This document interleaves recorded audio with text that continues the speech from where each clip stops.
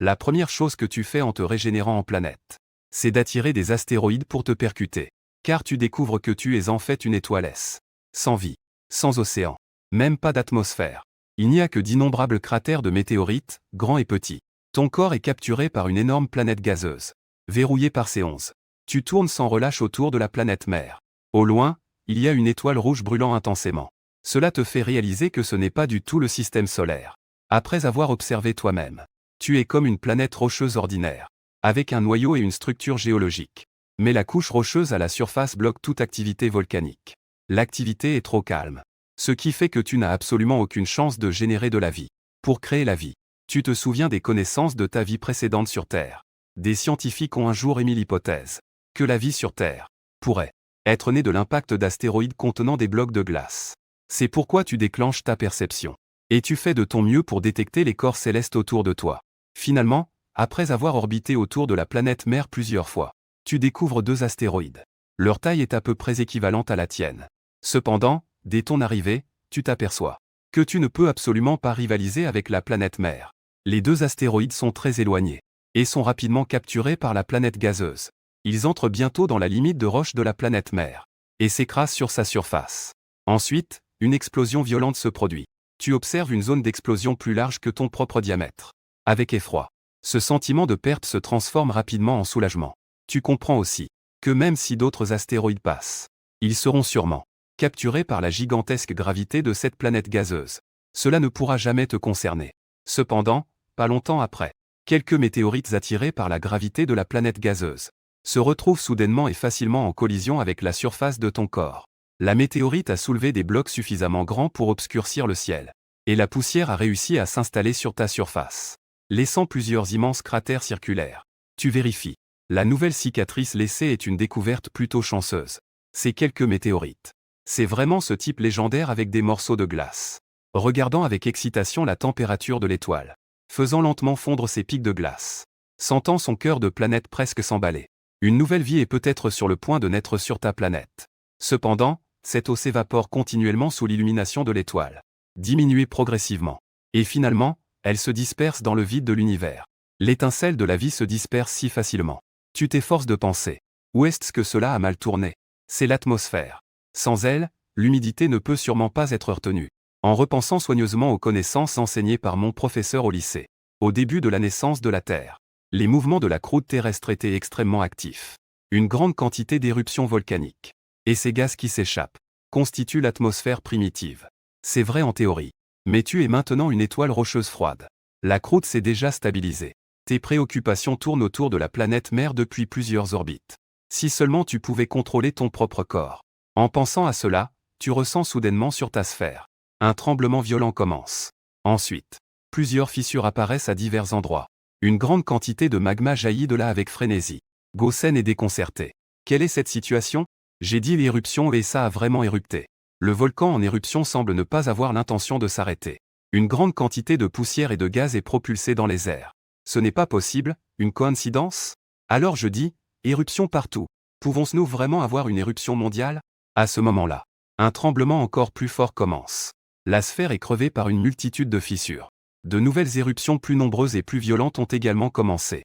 De grandes quantités de gaz, blanc, gris ou noir, provenant d'une éruption volcanique, se sont progressivement rassemblés. Ils forment enfin un petit bloc. Finalement, une grande masse. Les gaz du monde entier se rassemblent. Et avec les éruptions volcaniques continuent. Ils continuent à s'épaissir. Oh là là, c'est du sérieux. Gosen essaie d'arrêter un volcan en éruption. Et en effet, il a réussi à s'arrêter. Il se rend compte il semble que ce soit une étoile dotée d'un pouvoir magique capable de contrôler toute chose. Pourquoi possède-t-il ce pouvoir? Gosen n'en a pas la moindre idée. Après tout, se réincarner en planète est déjà assez bizarre. Posséder de telles capacités. Gosen n'est pas si choqué que ça. Ce qui l'inquiète maintenant, c'est ce qui se passe en ce moment. C'est qu'il va bientôt entrer dans l'ère d'une atmosphère primitive. Des milliers de volcans à travers le monde continuent de cracher du feu. Il n'y a aucun signe d'arrêt. Laisse la lave folle jaillir.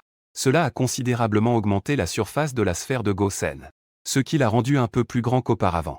Les nuages formés par la quantité massive de gaz éjecté ont commencé à s'accumuler, s'élevant de plus en plus haut. Finalement, flottant dans les hauts cieux, passant lentement du gris clair à une couleur plus foncée. Cependant, Gosen estime que ce n'est pas encore suffisant, Quelle épaisseur à l'atmosphère terrestre. C'est à peine un début. Continuez à éjecter. Mais volcan. Gosen était en pleine forme. Il espérait acquérir rapidement une atmosphère. Cela pourrait établir les bases de la vie. D'autres bouches de volcans ont émergé de la surface. La lave continuait à jaillir comme si elle n'avait pas de prix. Gosen ne ressentait aucune douleur. Il se sentait juste comme un litchi mûr. Avec beaucoup de bosses. Et sacrément rouge. Il faisait le tour de sa planète encore et encore. Le volcan continue d'érupter sans cesse. Gosen apprécie ce processus. Pendant ce temps, le phénomène fou qui se produit à la surface de sa sphère se poursuit. Ces nuages noirs se percutent et frottent les uns contre les autres. Ils font même jaillir un nombre incalculable d'éclairs terrifiants à la surface. Ça devrait suffire, non? Encore beaucoup de temps s'est écoulé. Gosen voit ces nuages se libérer de la gravité. Et quand ils commencent même à s'échapper dans l'espace, il a l'impression que cela devrait être bon. Il peut aussi voir les nuages accumulés maintenant. Ils sont maintenant d'une noirceur effrayante. Que se passe-t-il en dessous? Laissez-moi réfléchir, juste au moment où il commence à réduire l'activité volcanique. Les nuages noirs couvrant la surface rougeoyante commencent à pleuvoir sous l'accompagnement des tonnerres fous. Gosen n'a jamais vu une telle pluie. Chaque goutte semble pouvoir percer le sol. Cette pluie semble ne jamais vouloir s'arrêter. Après que Gosen a effectué plus de 100 orbites autour de sa planète mère, cela continue. Cependant, il ne veut pas que cette pluie s'arrête. Gosen observe attentivement. Les pluies incessantes ont versé de la vapeur blanche épaisse sur la lave rougeoyante jaillissant de la surface. Cette vapeur s'élève ensuite dans le ciel pour former de nouveaux nuages de pluie. Avec le temps, la température du magma continue de diminuer. Cela forme progressivement une couche extérieure noire et dure. En même temps, comme pour faire le spectacle, un groupe de météorites est soudainement apparu dans l'espace cosmique extérieur. Elles se sont transformées en pluie de météorites. Elles ont recommencé à frapper la surface. Ces frappes ont provoqué l'apparition de nombreux cratères profonds sur la surface de Gosen. À certains endroits, certains vont même jusqu'à des profondeurs de plusieurs milliers de mètres. L'eau de pluie ininterrompue s'accumule sur la surface pour former des ruisseaux. Ensuite, les ruisseaux se rejoignent pour former des rivières plus larges. Les rivières tumultueuses se déversent dans ces grands cratères. En même temps, elles érodent aussi la coque terrestre dure. La coque autrefois dure est lentement érodée, se transformant en de profonds canyons. Et les inondations formées par les pluies rendent ces canyons de plus en plus larges. Les grands cratères se remplissent lentement. Finalement, ils débordent de façon incontrôlable. Plus d'eau s'écoule vers des endroits plus profonds. Gosen a observé pendant un long moment. Il a enfin compris. C'est le processus de formation des océans. Ainsi, un bon moment s'est écoulé. La pluie B est tombée sans relâche pendant je ne sais combien d'années. Gosen a remarqué que la couleur des nuages devenait progressivement gris clair. Il jeta un œil à ces grands cratères. Certains n'étaient pas encore remplis. Il décida de relancer l'activité volcanique. Après tout, pour l'instant, cette quantité d'eau ne peut pas créer un océan vaste et profond pour lui. Gosen a également commencé à entreprendre davantage d'actions, déchirant les énormes cratères qui ont été creusés, rendant cela plus vaste et plus profond, puis, élevant une partie de la surface terrestre. Cela a également créé deux extrêmes sur la surface. D'un côté, un profond cratère où l'eau de pluie s'accumule sans cesse. De l'autre côté, des hauteurs relativement élevées. Voilà la mer et la terre. Gosen regarde. Il pense que ce n'est pas encore terminé. Il décide d'imiter la forme de la Terre, déchirant toute la surface terrestre, créant plusieurs plaques tectoniques. Puis, utilisant le mouvement des plaques, formant des abysses de plusieurs kilomètres, et des sommets continus. L'intensification du mouvement aux limites des plaques permet au sommet de se développer rapidement. Plusieurs plateaux se forment à travers le monde, et se situent dans les abysses océaniques, devenus des fossés sans fond. L'ensemble des terres qui étaient autrefois élevées ont désormais été déchirés en plusieurs morceaux par ces plaques. La distribution des terres et des océans est probablement achevée. Gosen contrôle les volcans terrestres et marins pour qu'ils entrent à nouveau violemment en éruption, rendant les précipitations plus intenses, et permet également de combler progressivement ces gouffres, formant plusieurs océans vastes et infinis. Les cratères des volcans dans l'océan, formant ainsi d'innombrables îles. De nombreuses années passent sans que l'on sache combien. Les nuages de pluie se dissipent progressivement, et finalement, s'arrêtent progressivement. Le noir des nuages de pluie devient progressivement gris clair, devenant translucide. Cette épaisse couche d'air formée est en fait l'atmosphère primitive de Gosen. Gosen regarde avec satisfaction les terres, les océans et l'atmosphère, ressentant une immense satisfaction. Tout cela a pu être créé en peu de temps grâce à son pouvoir. Il découvre, même durant ce processus, la température de la surface de la sphère diminue lentement, à partir d'une température proche de l'après-midi. Une fois l'océan formé, la température est progressivement descendue en dessous de 100 degrés Celsius. Les bases sont déjà bien établies. Il ne reste plus que de commencer à préparer la création de la vie. Pourquoi ai-je soudain l'impression d'être un créateur? Ah! Gosen se sent un peu fier. Cependant, il n'a pas encore complètement arrêté l'activité volcanique. Des milliers de cratères volcaniques subsistent encore à travers le monde. L'atmosphère n'est pas encore complètement formée. Il pense qu'il faut d'abord établir ce cycle. Au bon moment, il laissera les volcans se calmer progressivement. Le temps passe lentement. La température de l'ensemble de la sphère s'est stabilisée au fil du temps, grâce à certaines actions de Gosen, sous l'effet de l'atmosphère primitive. Même lorsqu'il est directement exposé à l'étoile rouge, la température peut être maintenue autour de 70 degrés. Et la nuit, elle ne fige plus tout comme avant. Tout cela est grâce à l'atmosphère. Et les positions au pôle changent avec le passage du temps. Peu à peu, des blocs de glace géants s'accumulent. Il sait. Les conditions pour la naissance de la vie sont maintenant en place. Gosen espère à nouveau la venue d'un sale flocon. Le sale flocon en question. C'est comme la météorite qu'il a frappé au tout début, comme la météorite qu'il a heurté au début. Un petit corps céleste chargé de mélange de glace et de neige, sur lesquels théoriquement, cela pourrait donner naissance à des spores unicellulaires extrêmement simples. Quand le sale flocon arrivera-t-il? Ce n'est pas à Gosen de le contrôler. La chance n'est pas toujours au rendez-vous. Cependant, cela ne signifie pas qu'elle ne viendra pas du tout. Gosen a de la chance. Juste après qu'il ait fait plusieurs tours autour de sa planète mère, il découvre un sale flocon au standard, qui se dirige droit vers lui. C'était une météorite d'environ 50 mètres de diamètre. Après avoir traversé une atmosphère dense, n'a pas été complètement consumée par le feu, mais a frappé un endroit à la frontière entre la Terre et l'océan. Gosen commença rapidement à observer. Cette boule de neige sale a déclenché un petit tremblement de terre après avoir frappé le plateau continental. Cependant, la calme est rapidement revenue.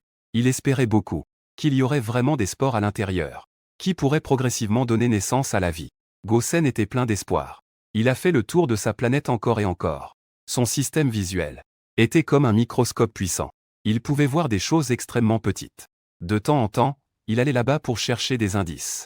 Cependant, après longtemps, rien ne semblait avoir changé. Le temps passait lentement. Un jour, Gosen se trouvait enfin dans cette zone terrestre et maritime devenue plus chaude. Il a observé des choses totalement différentes de celles qu'il avait vues auparavant. Il s'agit d'innombrables organismes, grands et petits, même de moins d'un micromètre, possédant un seul noyau cellulaire. Certains ne sont qu'une sphère contenant des cellules uniques. D'autres ressemblent à de petits cylindres. Elles nagent continuellement dans l'eau. C'est amusant. Gosen est totalement excité. Ces vies minuscules. On dirait de petits insectes. En ce moment, juste sous les yeux de Gosen. Ou flottent dans l'eau. Ou mangent des congénères encore plus petits. Ou Gosen a aussi découvert qu'une cellule se divise en deux cellules.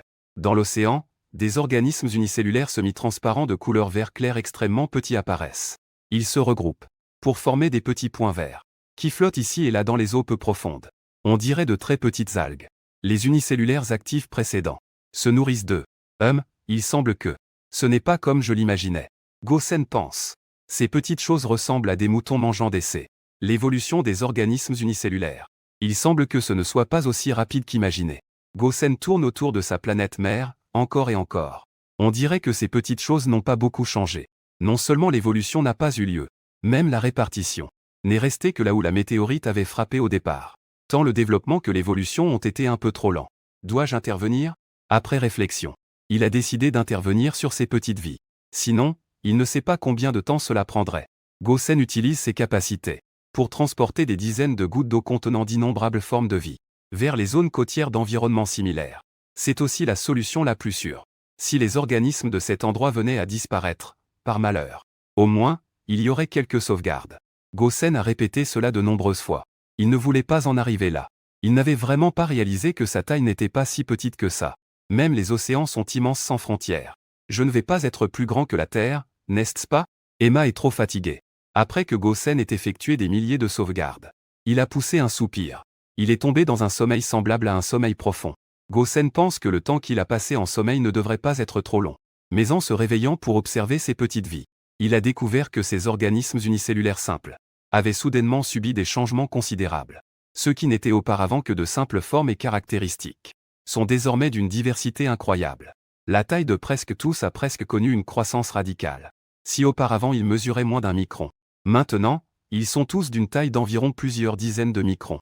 La couleur presque transparente d'autrefois a désormais été remplacée par une palette de couleurs vives, ce qui rend chacun d'eux unique. Quant aux petites plantes ressemblant à des algues vues auparavant, de nos jours, cela devient encore plus immense. Cela atteint même presque 1 millimètre. Et en plus, leur nombre est extrêmement élevé. Il recouvre presque une grande partie de la surface de la mer près de la côte. Gosen observe attentivement.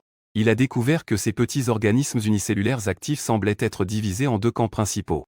D'une part, ceux qui se nourrissent d'algues qu'il a vues précédemment. Leur nombre représente la grande majorité. Leur couleur est presque entièrement verte. Chacune d'elles nage rapidement. Elles présentent presque toute une activité en groupe. Leur particularité est qu'elles ont une longue antenne sur la tête. Elles évoluent presque toutes en groupe. Il y a très peu de solitaires. Quant à l'autre partie, Gosen pense. Chacune d'elles a une apparence des plus étranges. Il y en a de forme sphérique. D'autres ressemblent à un hérisson, recouvert de piquants. Il y a aussi des créatures avec des crocs occupant un tiers de leur corps. Et il y avait aussi ces petits monstres rouges vifs, brandissant des choses qui ressemblaient à des pinces. Le nombre de ces créatures est très faible. Mais chacune d'elles n'est pas un saint. Ce qu'ils préfèrent faire semble être de chasser ces petites créatures herbivores. Percer-les ensuite et collecter X. Pour en faire de nouveaux nutriments. Bien sûr. Ils semblent également se livrer à des comportements cannibales. Même parmi les semblables qui se ressemblent, c'est pareil. Gosen pense que cela pourrait être la raison pour laquelle leur nombre est aussi faible. Il regarde les petites créatures des deux grands camps. Ce qui m'est venu à l'esprit en un instant, c'est la relation entre les loups et les lapins sur la Terre à l'origine. Sur sa sphère, il semble que des organismes unicellulaires carnivores et des organismes unicellulaires herbivores soient nés. Peut-être en raison d'une température favorable. Gosen pense que dans cette eau de mer de couleur vert pâle, les nutriments semblent assez riches. Oh, ça, c'est intéressant. Cela semble un peu intéressant maintenant. Cependant, cette évolution chez elle, il semble qu'il y ait une certaine lenteur. J'ai regardé plusieurs groupes précédemment diffusés. Ils sont tous à peu près pareils. Les seules différences sont leur apparence.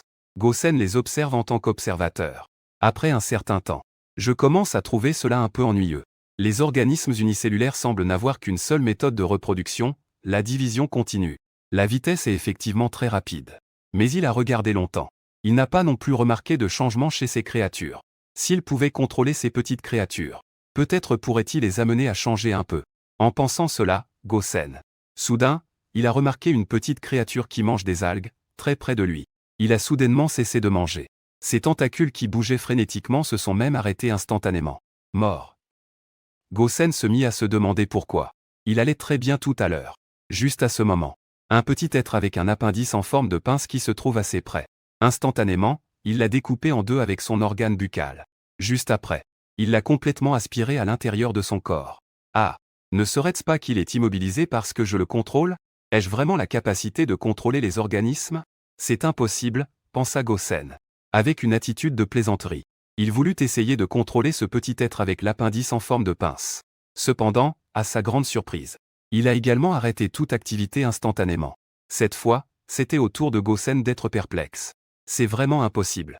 Non seulement il peut contrôler tout dans sa sphère, mais il peut même contrôler les organismes. Sa confusion, immédiatement transformée en extase. Gosen, réalisant qu'il possédait une nouvelle capacité, observant que la petite créature carnivore obéissait à sa volonté, a commencé à manger des algues. C'est un jeu à la troisième personne, n'est-ce pas? C'est amusant. Il est devenu très joueur. A commencé à contrôler la petite créature pour qu'elle se précipite à l'est et à l'ouest. Cela perturbe toute une communauté d'organismes. Finalement, il découvre même que il peut contrôler plusieurs organismes.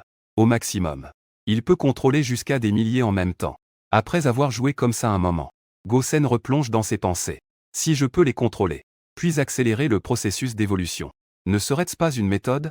Après tout, ces organismes unicellulaires si simples sont vraiment trop inférieurs. À ce rythme, s'il faut attendre l'apparition d'organismes intelligents, cela pourrait prendre une éternité. Il se souvient vaguement d'une connaissance trouvée en ligne, selon laquelle, depuis l'apparition des organismes, jusqu'à l'émergence de l'humanité, il semblerait qu'il ait fallu 3,5 milliards d'années. Ce chiffre colossal, Gosen ne peut vraiment pas attendre. 3,5 milliards d'années. Combien de tours autour de la planète mère cela représente-t-il? En y réfléchissant, Gosen se sent découragé. Il n'a jamais été quelqu'un qui aime attendre. Gosen a commencé à élaborer un plan. Il ne veut pas seulement contrôler ces créatures pour qu'elles évoluent rapidement. En même temps, il ne doit pas laisser l'un ou l'autre devenir trop puissant. Si l'équilibre est rompu, peut-être que si les choses tournent mal, tout sera perdu. Tous les organismes seraient détruits. Tout d'abord, ce qu'il doit faire, c'est sélectionner parmi ces organismes unicellulaires celui qui est le plus spécial. Parmi ces créatures spéciales, certaines peuvent avoir des gènes avantageux, et d'autres pourraient avoir des gènes inférieurs. Cela nécessite une sélection très précise. Après la sélection, il faut procéder à une reproduction massive. Pour élargir la population. Puis, sélectionner à nouveau celui qui est le plus spécial. Ce cycle se répète ainsi. Bien. Pour l'instant, c'est ainsi qu'il prévoit les choses. S'il échoue, j'ai aussi des milliers de sauvegardes pour continuer à expérimenter. Cependant, il vaut mieux réussir du premier coup. En pensant cela, Gosen a commencé à utiliser ses capacités pour classer rapidement les petites créatures carnivores et herbivores. Cela permet de les identifier en détail au maximum. Tout d'abord, du côté des carnivores. Leur nombre est relativement moins élevé. Et en raison de la forte concurrence, il semble que la direction de leur évolution soit différente. Leur couleur est principalement rouge. Gosen les appelle les petits rouges. Gosen y a rapidement trouvé des individus plus uniques. Du côté des herbivores, ils sont principalement verts et semi-transparents. Il les appelle les petits vers. Du côté des petits vers, c'est beaucoup plus complexe et difficile.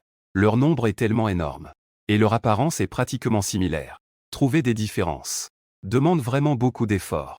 Après avoir passé un certain temps, Gosen finit par sélectionner quelques-uns comme échantillons.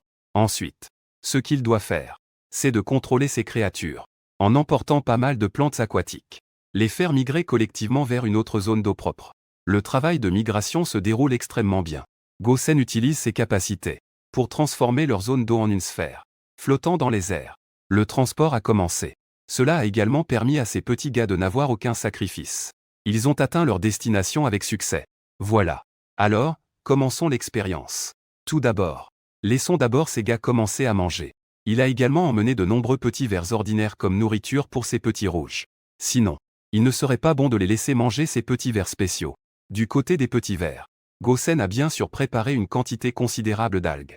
De cette façon, les deux côtés n'ont alors plus à se soucier de la nourriture. L'expérience est un peu cruelle. Mais pour permettre à ces petits de s'évoluer rapidement, c'est un sacrifice à faire. Les petits vers ordinaires venaient d'être placés dans la même zone en train de manger des algues. Gosen contrôle alors tous les petits rouges. Il nage frénétiquement vers eux. Le nombre de petits vers ordinaires est d'environ 3000. Tous les petits rouges n'en comptent ensemble qu'une centaine. D'après la vitesse de reproduction observée précédemment, les petits vers peuvent presque se diviser 5 fois en environ 1 heure. Ils peuvent donc se diviser 5 fois. Tandis que du côté des petits rouges, c'est une seule fois. Cela permet également de contrôler efficacement le nombre des deux côtés afin d'éviter tout déséquilibre et effondrement. C'est bon. Les petits rouges. Vous pouvez commencer en premier. Voyage d'évolution C. Les petits rouges à l'apparence étrange, sous le contrôle de Gosen, se sont lentement rapprochés des petits vers qui mangeaient paisiblement des algues. C'est seulement en absorbant constamment des nutriments que ces créatures peuvent se diviser et se reproduire, produisant ainsi des gènes plus avantageux. Ainsi, accomplir la grande évolution. La manière dont les petits rouges absorbent les nutriments est de manger ces petits vers. Lors des observations précédentes, Gosen avait également délibérément prêté attention à la façon dont les petits rouges carnivores chassaient leurs proies. Ils dépendent presque tous de ces épines. Les pinces géantes ou les becs massifs sont des armes pour chasser. Après avoir réussi à attaquer une proie, ils plantent une bouche ressemblant à un tube dans leur proie et en extraient diverses substances. Une trop grande recherche d'attaque. Leur taille relativement grande et leur vitesse trop lente sont aussi leurs défauts mortels. Gosen a observé. En général, une petite rouge ne mange que plus de 4 petites vertes. Ces petits gaes sont souvent mangés par leurs semblables lors de la reproduction par division, ce qui rend la vitesse d'évolution encore plus lente. C'est aussi un aspect que Gosen souhaite changer de toute urgence. Après tout, la vitesse d'évolution est primordiale. Par rapport aux petites rouges, les petites vertes nagent non seulement rapidement, mais leur vitesse de reproduction est également rapide. Gosen a observé. Le nombre de ces petites créatures semble croître de manière exponentielle. Cela est également très lié à la surabondance des plantes algales. Une abondance de nourriture permet à la population de petits vers de s'étendre sans cesse. Même après avoir été chassés par les petits rouges auparavant, ils n'ont jamais été complètement dévorés. Gosen a commencé son action. Il contrôle tous les petits rouges pour lancer une chasse. C'est comme ça. Sous son contrôle, les petits rouges deviennent plus agiles qu'auparavant. Les petits rouges, comme une meute de loups, ont nagé rapidement vers un groupe de petits vers qui étaient encore absorbés par la consommation d'algues. Puis, ils déploient leurs armes respectives. Ils entourent instantanément les petits vers. Sous le contrôle de Gosen, les défauts de leurs mouvements un peu maladroits ont disparu. Stable. Cruel. Les petits rouges, en chassant un petit ver. Gosen relâche son contrôle. Les petits rouges restent figés un instant. Puis, chacun à sa manière, ils dévorent le petit ver. Les petits vers qui ont échappé in extremis aux griffes se dispersent maintenant. Certains se cachent même parmi les algues, ou se cachent dans des endroits plus éloignés. Si on parlait d'avant, les petits rouges rencontrant une telle situation aurait du mal à attraper à nouveau les petits vers pour les manger. Après plusieurs répétitions de Gosen, il trouva que cette vitesse était encore un peu lente. Contrôler encore et encore les petits rouges pour qu'ils mangent les petits vers prenait aussi pas mal de temps. Ne m'en voulez pas. Tout cela est pour l'évolution. Gosen contrôla instantanément un groupe de petits vers et les envoya près des bouches des petits rouges. Lorsqu'ils sont à portée, il n'y a aucune raison de ne pas en profiter. Les petits rouges recevaient continuellement le grand cadeau offert par Gosen. Peu de temps après, les petits rouges se sont soudainement dispersés à des positions éloignées les unes des autres. Ensuite, ils commencèrent tous à se diviser. Le processus de division ressemblait à quelqu'un qui tirait au milieu de leur corps. Les deux extrémités s'étiraient, tandis que le centre se rétrécissait. C'était comme une cacahuète. Le noyau à l'intérieur se divise également en deux. À la fin, même le corps se déchire complètement. C'est comme ça. Continue, continue. Gosen est témoin de ce processus pour la première fois. Il est très satisfait. Cela compte comme la première division accomplie. L'expérience a donc réussi un pas. Il a fait le tour pour vérifier. Mais il a découvert que parmi les nouveaux petits rouges divisés, il n'y avait apparemment aucun individu avec même un léger changement. Gosen a observé que du côté des petits vers ordinaires, la division et la reproduction avaient également commencé presque en même temps. Grâce à son intervention, la vitesse de division des petits rouges était déjà plus rapide que celle des petits vers. Gosen savait que le succès ne viendrait pas si vite. Si ce processus était répété continuellement, il y aurait toujours des petits rouges capables de générer des gènes spéciaux qui naîtraient. Comme ça. Gosen a encore répété cela des dizaines de fois sans se lasser. Cependant, il est étrange que les petits rouges, loin d'évoluer, certains semblent même montrer des signes de régression. Les épines deviennent plus courtes. Les pinces deviennent plus petites, mais leur nombre augmente régulièrement. C'est étrange. Pourquoi ça? Il est un peu perplexe. Il pensait au départ qu'avec son intervention, l'évolution serait un peu plus rapide. Mais il ne s'attendait pas à ce qu'en plus du nombre, il se développe même dans la direction opposée. Gosen regarde alors une autre zone. Les petits êtres verts spéciaux qui étaient dans un mode d'élevage complet. Ils mangeaient des algues tout en riant et en jouant. Leur nombre était déjà assez conséquent à ce moment-là. Ils n'étaient pas poursuivis par la petite rouge. La vie de ces créatures est trop tranquille. À part manger, ils ne cessent de se diviser et de se reproduire. Gosen a fait le tour à l'intérieur. Il a vraiment trouvé pas mal d'individus complètement différents de ceux d'avant. Il en a sélectionné quelques-unes pour les observer de près. Les changements observés chez les quelques-unes devant lui sont assez évidents. Peut-être pour pouvoir attraper la nourriture plus rapidement. Leur queue a évolué pour avoir des orifices de jet. Même leurs flagelles sont devenus d'œufs. Le corps est aussi devenu plus cylindrique qu'auparavant. Il est devenu beaucoup plus lisse petit à petit. La tête est devenue un peu plus pointue. Dans l'ensemble, il a une forme de fuseau. Tout cela crée des conditions pour leur grande vitesse. Cependant, Gosen est encore plus perplexe à ce moment. Le petit rouge, qu'il a laborieusement contrôlé, n'a pas changé. Alors que le petit vert en liberté a montré des changements. Où cela a-t-il bien pu poser problème? Gosen, plein de questions, a médité pendant un temps considérable. Ne comprenant vraiment pas, il se retourna pour regarder la zone d'eau où il y avait initialement des météorites. Ce qui l'a extrêmement surpris. Ces produits, que ce soit le petit rouge ou le petit vert, bien que leur vitesse soit relativement lente, il y a eu des changements notables chez eux. Même certains petits rouges semblent être devenus beaucoup plus grands qu'auparavant. Et dans l'eau, il semble y avoir encore plus de microscopiques organismes unicellulaires. Le nombre d'organismes unicellulaires est encore plus élevé. La variété est également plus diverse. Ils ont même élargi la zone d'eau qu'ils occupent. Cela ne fait qu'accroître la confusion de Gosen. L'intervention active ne sert en fait à rien. Et ceux qui sont en liberté montrent déjà des changements. C'est tout simplement insensé. Pourquoi cela? Il a fait de nombreux tours autour de sa planète mère. Il réfléchissait toujours à cette question. Après avoir longtemps réfléchi, il n'avait pas de réponse. Lorsque Gosen est allé vérifier les échantillons à nouveau, il a découvert qu'ils avaient encore changé. Les petits rouges sélectionnés n'étaient plus sous son contrôle. Ils chassaient toujours aussi maladroitement qu'avant. Ils se sont même entretués. Et parmi les petits vers ordinaires, comme dans d'autres endroits avec des petits vers, certains individus ont même commencé à évoluer. Quel est ce désordre? Gosen est allé chercher les petits vers spéciaux, pour voir quels changements ils avaient subis. Finalement, il a découvert que les petits vers spéciaux n'étaient plus que quelques centaines.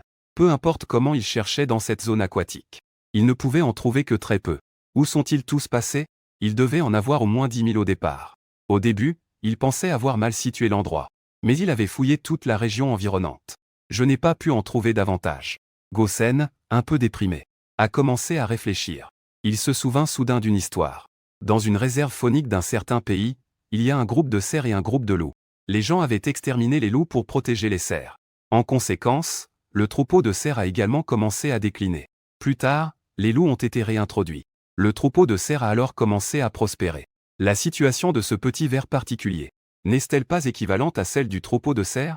Sans pression concurrentielle. Ces garces-là, après s'être reproduits rapidement, ont lentement dégénéré et se dirigent vers l'extinction. Gosen a commencé à réfléchir. Il pensait que ses premières réflexions étaient trop simplistes. Ou plutôt, il sous-estimait le concept de l'évolution. L'évolution nécessite plus de temps et un environnement plus libre. Si l'intervention est imposée, elle pourrait en fait avoir l'effet inverse. Cela causerait la dégénérescence des populations, voire même l'extinction. Cependant, si aucune intervention active n'est effectuée, leur vitesse d'évolution est trop lente. Gosen pense qu'il devrait intervenir de manière scientifique et efficace. Pour cela, il doit également effectuer certains tests comparatifs. Heureusement, auparavant, il avait, par précaution, créé des milliers de sauvegardes. Cela lui a aussi donné suffisamment d'espace pour faire des erreurs. Bien, pas le temps de continuer à regretter. D'abord, vérifions l'état de toutes les sauvegardes. Puis faisons des essais et erreurs. Pour trouver le bon chemin. Gosen pense cela. Et commence à vérifier toutes les sauvegardes à travers le monde. Ce processus est un peu ennuyeux. Il a essayé de mémoriser attentivement les caractéristiques de chaque zone de concentration de cellules uniques. Dans son esprit, qui est désormais beaucoup plus performant. Toutefois, après avoir fait le tour, Gosen tire une conclusion. Excepté la petite partie de ses propres expériences. Les autres zones de rassemblement, plus de 2000, sont en fait très semblables. La vitesse d'évolution des petits rouges est très lente, tandis que les petits verts semblent un peu plus rapides. Des individus uniques deviennent de plus en plus nombreux. Il y a même une tendance à remplacer les groupes d'origine. Gosen comprend aussi. Cela s'appelle la sélection naturelle. La loi de la nature. Alors, ce que je dois faire, c'est, d'abord, considérer les 5 groupes comme un champ d'expérimentation. Faire successivement différentes interventions. Puis voir la situation concrète. En pensant cela, Gosen est déjà revenu à cette partie de la vie près de la météorite. Il observe ce groupe qui a déjà évolué et reproduit assez rapidement. Il a déjà pris sa décision. Gosen a commencé son nouvel expériment. D'abord, il faut choisir dans 5 eaux peu profondes ayant un écosystème complet. Sélectionner chacun un groupe d'organismes qui évoluent plus rapidement. Cela lui semble extrêmement facile.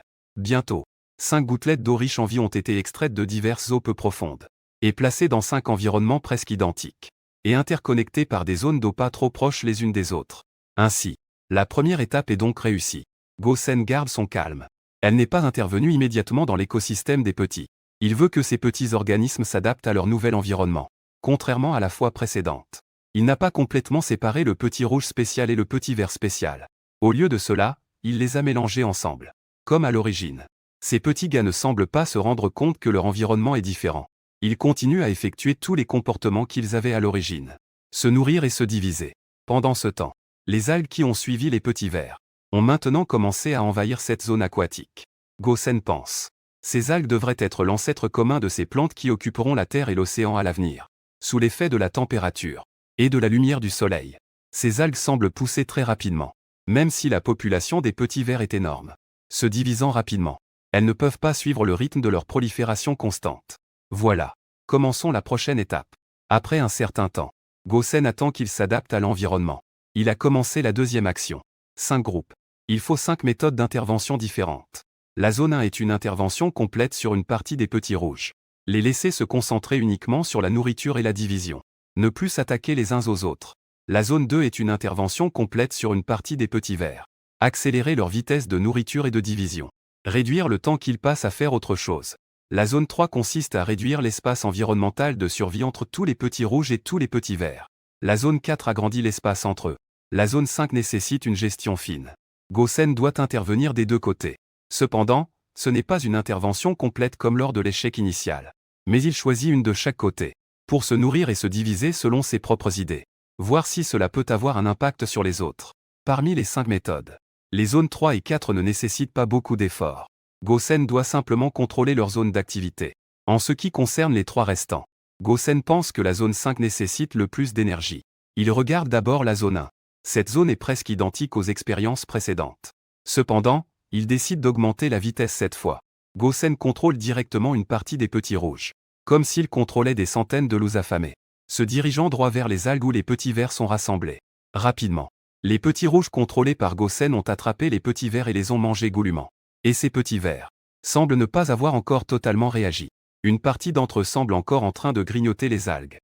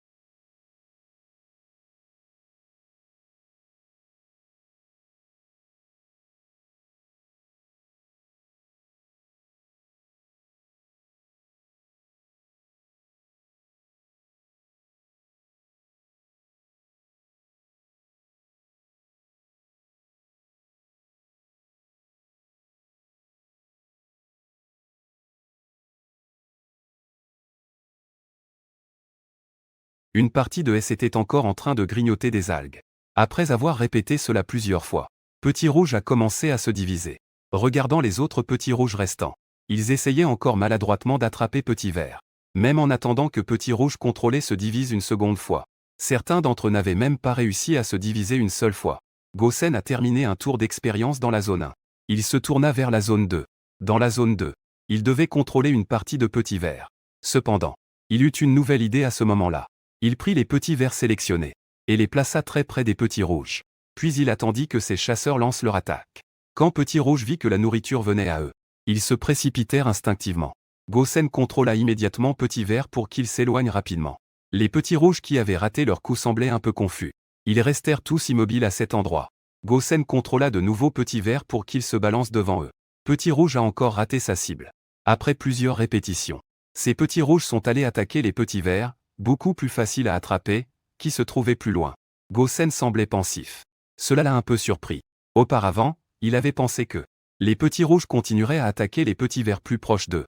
Mais il ne s'attendait pas à ce que ces créatures s'adaptent. Ils savent quand se retirer face à la difficulté. Cependant, cela affectera-t-il l'évolution des deux parties? Gosen n'en était pas sûr. À ce moment-là, il a soudainement remarqué une très grande météorite dans l'espace, qui se dirigeait rapidement vers lui. Est-ce qu'elle vient perturber à ce moment-là? Gosen ne peut influencer que sa propre planète. Et il est impuissant face à ces météorites. Mais si cette météorite, bonne ou mauvaise, touche les spécimens, la météorite se rapproche de plus en plus. Gosen a calculé sa taille approximativement, qui semble être le 5e de la sienne. Cette créature a sûrement été attirée par sa propre gravité. Si elle touche la Terre ou l'océan, ne parlons même pas de ces petits êtres. Tout sur sa sphère ne sera plus présent. Attendez, la gravité. Gosen a soudain compris quelque chose. Il peut s'influencer lui-même. Et si je pouvais augmenter ma propre gravité? Gosen a donc ajusté la gravité au centre de la sphère. Dans ce processus, il a soudain découvert que la météorite qui venait à toute vitesse, la trajectoire de course semblait soudain avoir été percutée, a effectué un virage. Oh, Gosen a vu qu'elle se rapprochait de lui. Cependant, elle a tracé un arc à une distance relativement sûre. L'arc était d'abord assez irrégulier. Avec le temps qui passait, la forme se transformait progressivement d'ovale en cercle. La rotation s'est également apaisée. Finalement, elle est redevenue un objet qui reste toujours face à lui. Gosen a également commencé à observer attentivement cet intrus. C'était un astéroïde presque entièrement pur. Un peu plus grand que ce que j'avais estimé auparavant. La surface est très lisse. Il n'y a pas tant de cratères. Sa forme est très intéressante. La sphère n'est pas de forme ronde régulière, mais plutôt comme une sphère aplatie. Les deux extrémités sont assez aplaties. Et au centre, il y a un étrange renflement. Les plis sur le dessus sont également très nombreux. Cela devrait être une chaîne de montagnes entourant le centre de son corps céleste. Vu du point de vue de Gosen, ce gars ressemble à un gros dumpling blanc. Ah, ce dumpling est-il mon satellite? Gosen est un peu fier. Il ne s'attendait pas à avoir un satellite. Évidemment, il est le satellite de cette planète gazeuse verte en face. Le satellite du satellite. Cette structure céleste merveilleuse s'est formée ainsi. Mais à ce moment-là, Gosen a soudainement réalisé que l'eau sur sa sphère, qui était auparavant extrêmement calme, a soudainement commencé à soulever des vagues déchaînées. À certains endroits, même des tsunamis de plusieurs dizaines de mètres de haut se sont produits. L'eau de mer d'un bleu profond roule et les vagues frappent sans cesse le rivage. Les éclaboussures se lèvent. Attends, je me disais qu'il y avait quelque chose qui clochait. Ah, c'est ça. Les vagues, ce sont des vagues. Il était extrêmement heureux à ce sujet. Cependant, rapidement, cette joie s'est transformé en inquiétude. C'est la fin. Mes organismes. Gosen se souvint de ses près de 2000 colonies biologiques dans le monde. Il fit le tour pour vérifier. Il a constaté que presque toutes les communautés biologiques avaient subi un désastre fatal. Auparavant, il avait stocké presque toutes les sauvegardes dans des eaux peu profondes, très près de la côte. Par conséquent, les vagues ont projeté ces petites créatures insignifiantes sur la terre. Lorsque l'eau se retire, une grande partie reste sur le rivage et était directement perdue. Gosen n'avait absolument pas le temps de pleurer. Il commença rapidement à rassembler les colonies de vie restantes. Finalement, il chercha même à travers le monde. Il découvrit que le reste, en tout, n'était pas beaucoup. Le cœur battant d'appréhension. Il regarda l'endroit où se trouvaient les 5 champs expérimentaux. Heureusement, les 5 zones de rassemblement biologique étaient indemnes. Gosen poussa un soupir de soulagement. À ce moment-là, par un heureux hasard, il les avait placés relativement loin de la Terre. Il ne s'attendait pas à ce que cette action ait sauvé ces petites créatures. Que est-ce que c'est que ça? Faut-il les déplacer vers un endroit plus sûr? Gosen a pensé. Il ne pouvait pas les laisser souffrir à nouveau sous la cruauté de la nature.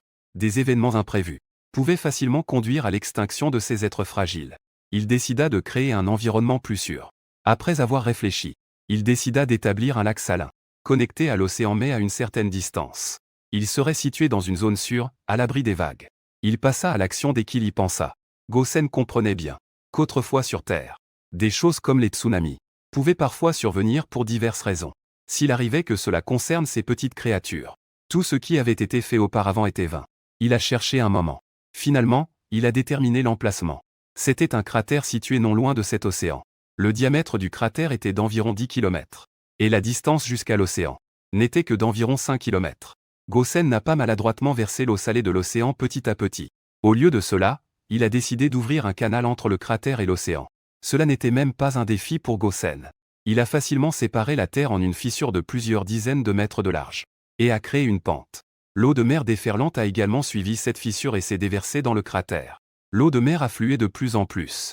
Peu à peu, le cratère, qui était initialement très profond, se remplissait, jusqu'à ce qu'il soit complètement au même niveau que la mer. Gosen a regardé. Il a estimé que c'était bon.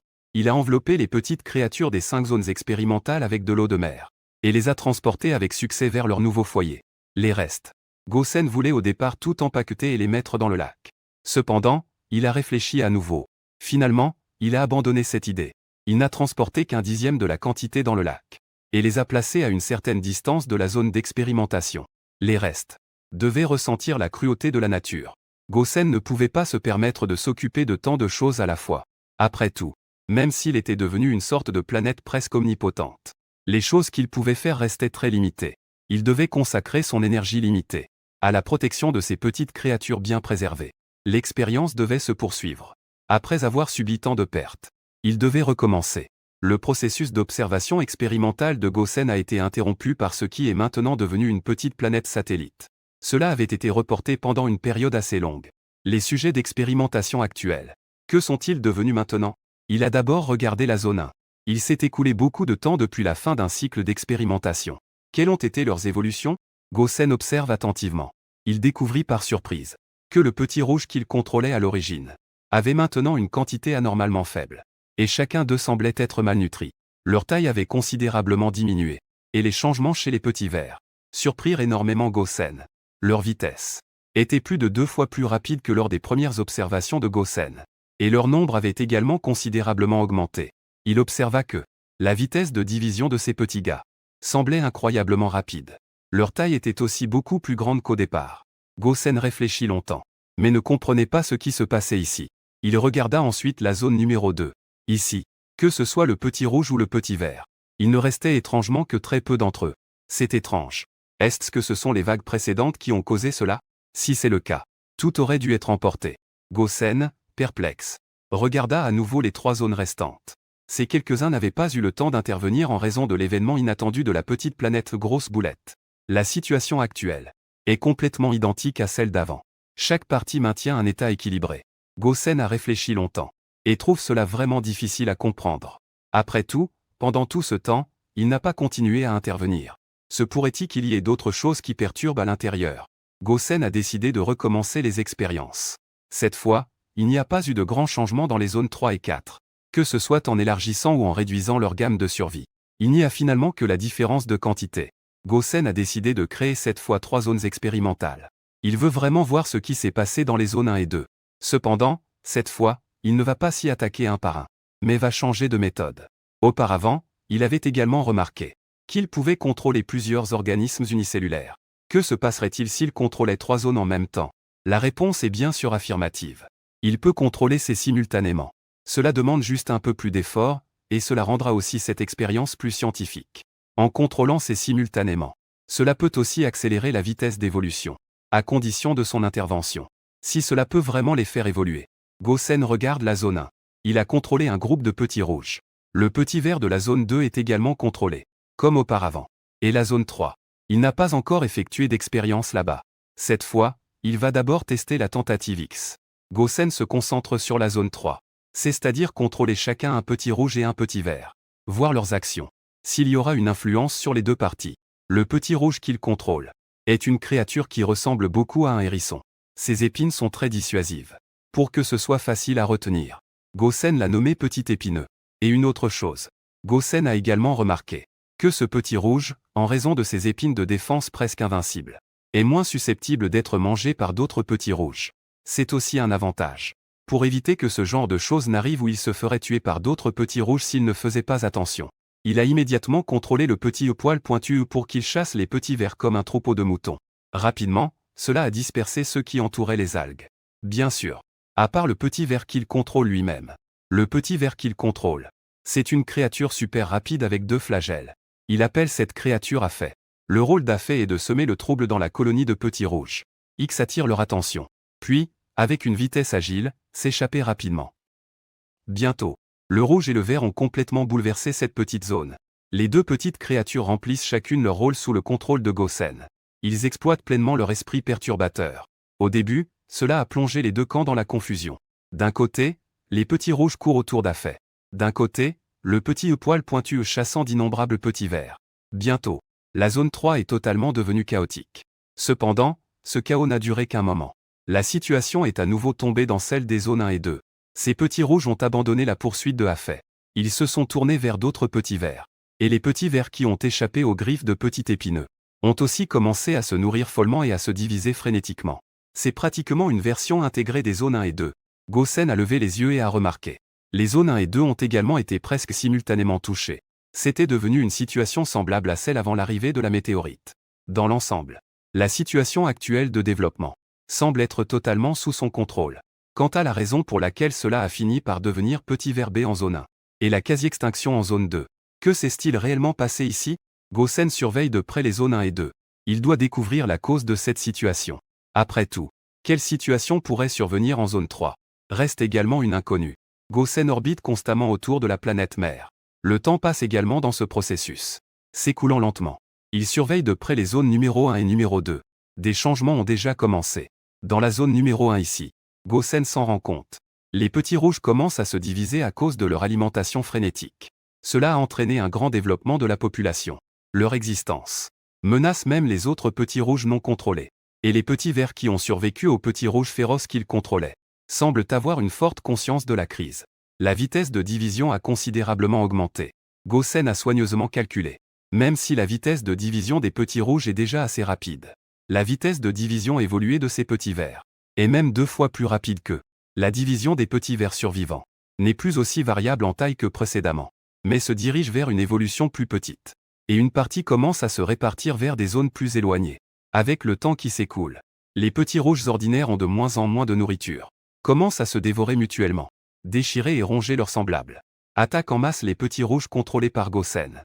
Bientôt, le nombre des petits rouges commence à diminuer considérablement. Même leur vitesse de division ne peut plus rivaliser avec la vitesse de leur dévoration mutuelle. En ce qui concerne l'évolution, Gosen peut voir. Ceux qu'ils contrôlent n'ont pas seulement évolué, mais ont plutôt beaucoup régressé, que ce soit en vitesse ou en puissance d'attaque. Ils ne rivalisent pas avec les petits rouges ordinaires qui se battent pour la nourriture, tandis que les petits verts qui s'éloignent, avec leur alimentation continue et leur division.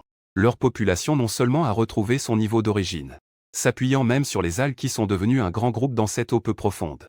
Ils ont progressivement acquis une plus grande aire de répartition, ainsi qu'une population encore plus grande. Le temps passe lentement. Il ne reste presque plus de petits rouges. Et en raison de leur éloignement des habitats des petits verts, Ils commencent à disparaître continuellement. Les petits rouges qui meurent deviennent à leur tour la nourriture d'autres petits rouges, un cercle vicieux. Gosen poussa un soupir dans son esprit. Il comprit ce qui s'était passé durant cette période de vide. Que s'était-il donc passé dans l'ancienne zone numéro 1? En même temps, la zone numéro 2 a également évolué vers une situation où il ne restait pas beaucoup de petits rouges ou de petits verts. Comme avant. Tous les développements. Gosen le remarqua aussi. La reproduction rapide des petits verts avait créé une grande population. Cela avait également profité aux petits rouges. Après avoir eu suffisamment de nourriture, les petits rouges commencèrent également à se diviser follement. Mais après que le nombre de petits rouges devint énorme, le nombre de petits verts éliminés augmenta. Le développement qui suivit. Comparé à la zone numéro 1, cela semblait encore pire. Il ne restait presque plus de petits verts. Mais ils n'avaient pas le temps de se développer plus loin. Et les petits rouges ont recommencé à s'entretuer, ce qui a entraîné un résultat perdant-perdant. Gosen comprit également à ce stade. Il n'était plus nécessaire de faire des expériences sur les zones 1 et 2. La conclusion indique que il avait échoué. Il se tourna vers la zone numéro 3. Le développement ici semblait avancer vers la meilleure des situations sans relâche. Gosen avait déjà remarqué, dans la communauté primitive, que la population de petits rouges et des petits verts est d'environ 1 pour 9. C'est aussi le meilleur ratio pour maintenir leur équilibre. Et après tout ce temps dans la zone 3, ils parviennent encore à reproduire cela parfaitement. Tout cela grâce aux petits poils pointus et à Afei qui n'ont cessé de semer la pagaille dans cette zone. La poursuite des petits épineux a considérablement réduit le nombre de petits vers qui se cachent, mais ensuite a progressivement récupéré. Cependant, en termes de vitesse, il y a eu une amélioration significative. Leur morphologie évolue continuellement vers une forme fusiforme. Et même, des flagelles symétriques ont poussé sur les côtés de leur corps, ce qui leur permet de nager plus rapidement dans l'eau. Leur taille est relativement plus compacte, et leur couleur est plus proche du vert des algues. De cette façon, ils peuvent aussi se cacher dans les algues pour échapper à une attaque des petits rouges. Quant à petits rouges, les changements semblent plus importants. Ce groupe de prédateurs avait à l'origine des formes variées et étranges. Mais en y regardant de plus près maintenant, on dirait que les espèces sont encore plus diverses. Cependant, il semble qu'elles mettent tout en œuvre pour évoluer en armes. Les épines sont devenues plus longues. Et en même temps, leur taille est devenue plus grande. Ceux avec des crocs ont plus de dents, et celles-ci sont plus acérées. Certains évoluent même frénétiquement vers la vitesse, ayant une taille similaire à celle des petits vers, avec des pointes acérées sur les flancs, utilisant leur vitesse pour percer le corps des petits vers à proximité pour se nourrir. Quant aux petits épineux et à Afei, Gosen a tristement constaté que ces deux créatures, même en se divisant constamment, sont lentement en train de régresser, et évoluent de plus en plus vers un état inférieur. L'expérience jusqu'à présent semble être un succès. Cependant, les organismes unicellulaires, même s'ils évoluent beaucoup et rapidement, semblent incapables de devenir rapidement des organismes multicellulaires. Gosen a observé les autres populations qui se développaient naturellement dans le lac salé. La vitesse d'évolution est complètement à la traîne par rapport à ici. L'expérience est temporairement réussie. L'intervention de Gosen. Cela a rendu le niveau d'évolution des organismes unicellulaires de la zone 3 beaucoup plus élevé. Cependant, il est difficile de déterminer dans quelle mesure cela a avancé. Et on ne peut pas le juger à court terme. Gosen décida de se retirer un moment de l'expérience. Après avoir fait tant de choses, il était aussi un peu fatigué. Il se sentait toujours vraiment étrange. Comment, en tant que planète, il pouvait penser toujours à faire une sieste. Il ferma à nouveau son système visuel et tomba dans un profond sommeil. Après on ne sait combien de temps, lorsque Gosen se réveilla à nouveau, il avait l'intention d'aller voir comment allaient les petites créatures dans le lac salé. Mais il découvrit soudain une chose étrange. Sur la terre qui était à l'origine complètement nue et noire, certains endroits près de la source d'eau étaient devenus soudainement d'un vert éclatant. Mon Dieu, cela ne peut pas être vrai, pensa Gosen avec une attente infinie. Il a rapproché son regard. Il s'agissait de touffes clairsemées de très petites plantes ressemblant à de la mousse qui poussaient près de l'eau. Elles avaient une manière de croître simple et désordonnée, tout en poussant à même le sol. Elles continuaient d'étendre leurs tentacules en tous sens, devenant de plus en plus denses. Plantes. Gosen pensait à l'origine. C'était comme ce genre d'algues. Pendant longtemps, ce serait la seule plante sur sa planète. À ce moment-là, il ne pensait pas que elles réussiraient à se poser avec succès durant leur période de dormance. Après une explosion de joie, il a également remarqué un autre changement sur la Terre, qui était le sol le long des rives des rivières et près des côtes. Gosen s'était trop concentré sur ces petites créatures, qu'il avait même oublié d'autres choses. Les différentes transformations sur la Terre. Il n'y avait pas vraiment prêté attention. En y réfléchissant attentivement, ce sol devrait être le résultat de l'impact des rivières et des océans ainsi que de l'érosion. Le sol est principalement constitué de petites particules de gravier fin. Il n'y a pas une seule trace de matière organique. Cela semble extrêmement stérile. Ce sont ces petites choses ressemblant à de la mousse. C'est à peine suffisant pour s'enraciner ici. Cependant, la raison pour laquelle ces petites mousses sont si courtes et clairsemées prouve aussi la stérilité de ce sol. Gosen réfléchissait attentivement à ses souvenirs de connaissances sur les sols terrestres.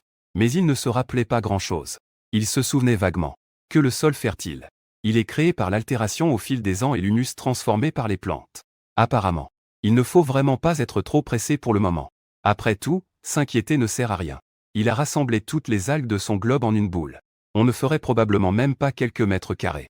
Sans parler de la quantité nécessaire pour couvrir la planète entière. Pour créer du sol fertile, Gosen a dirigé son regard vers le lac salé.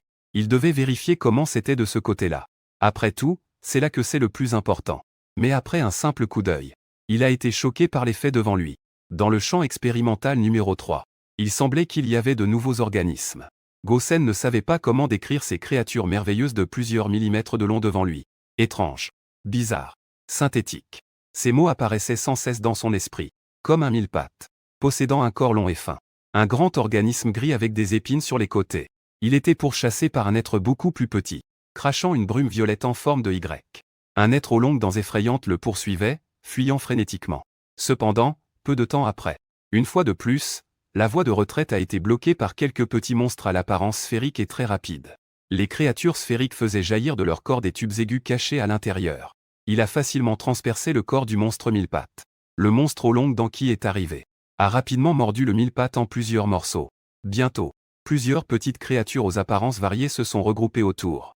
On dirait qu'elles veulent tout en profiter. Il n'a pas fallu longtemps à de nombreux petits monstres pour complètement dévorer le monstre mille-pattes. Ils ont recommencé à s'entretuer, et d'autres monstres mille-pattes au loin ont rapidement nagé vers des endroits plus éloignés pour manger des algues qui semblaient avoir été grossies des centaines de fois. Il y avait aussi de petites créatures fusiformes transparentes ressemblant à des petits poissons qui nageaient constamment entre les algues. Mangeant les jeunes pousses à l'intérieur, Gosen observait toute cette scène. Il avait du mal à croire ses yeux.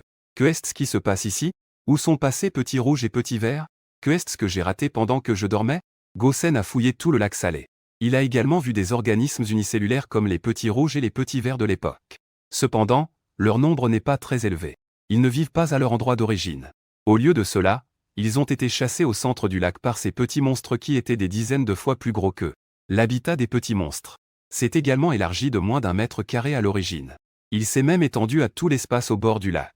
Gosen a maîtrisé un centipède et un monstre à longues dents. Il les a placés dans une autre zone aquatique pour les observer attentivement. Il a découvert un fait inattendu. Ces deux créatures ne sont pas de simples organismes unicellulaires, mais sont constitués de plusieurs cellules. Ce sont des organismes multicellulaires beaucoup plus complexes. Gosen est resté stupéfait un moment. Puis il a commencé à réfléchir.